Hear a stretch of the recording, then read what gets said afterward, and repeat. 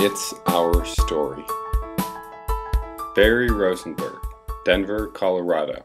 Well, I think the first perception when someone's disabled, people just assume they're sick. They're ill. And, I've known a number of people with disabilities who are healthier than most of the friends that I have who are non-disabled. It's certainly a misperception. Yeah, there are certain people with certain illnesses that could be more exposed to illnesses, but in and of its nature doesn't, I don't know how true that bears out. But I think there is this image that if you're disabled, you're sick. I remember just recently a friend of mine's dad was, I don't know how old he was, but he had a stroke and had to use a wheelchair, but he was healthy. But my friend kept saying, but he's in a wheelchair. I said, but he's healthy. He says, but he's in a wheelchair, as if to say, if he's in a wheelchair, how could you be healthy?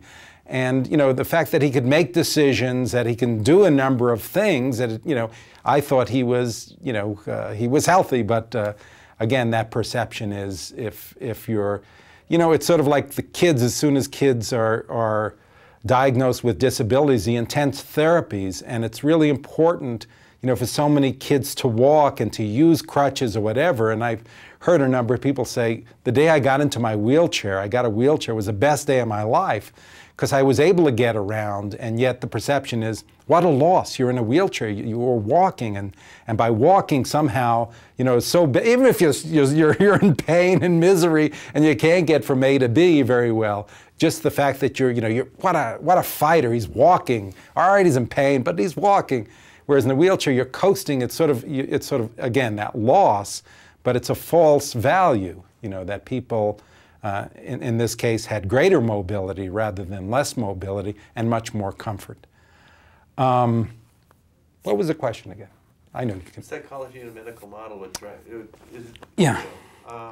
Well, the medical model oftentimes pays the bills, and very early in Colorado, when Atlantis started, Wade and I were activists, not administrators. We didn't know how much a bunch of nines were. We didn't know payroll taxes, and we were about as amateurish as any two human beings could be.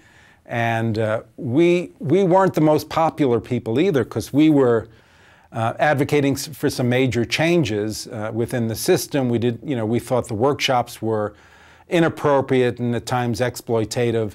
And we didn't have a lot of friends. So when Atlantis first started, there were no funding. There was almost no funding. We had the initial consumers had a little bit of money that went to attendance, but it only covered a very small portion. And we used volunteers, if you can imagine, volunteer attendance, probably for the first year of Atlantis. And I remember I used to do a lot of the Sunday shifts. I'd come there, I don't know, about 8 o'clock and stay until the whole, another day. And there were other people that did that as well. And we just, we were tremendously underfunded. The only good funding we had was from HUD.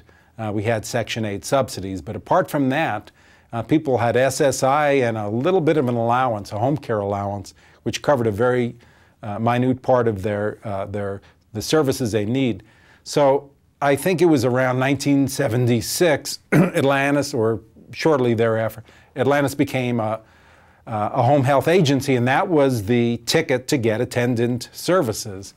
And that unfortunately was the medical model, and it was an established program. It was geared more to older people and geared around, acute or short-term needs. And Atlantis was obviously a very different model. It wasn't an agency that operated from, Monday, Friday, from 8 to 5. People had needs, throughout the day and night and, weekends, holidays. So it changed the traditional model into something. But in retrospect, the medical model now, in 2005, is very different than some of the newer programs, the community, the consumer-directed services and home support services. But at that time, it was a means toward an end.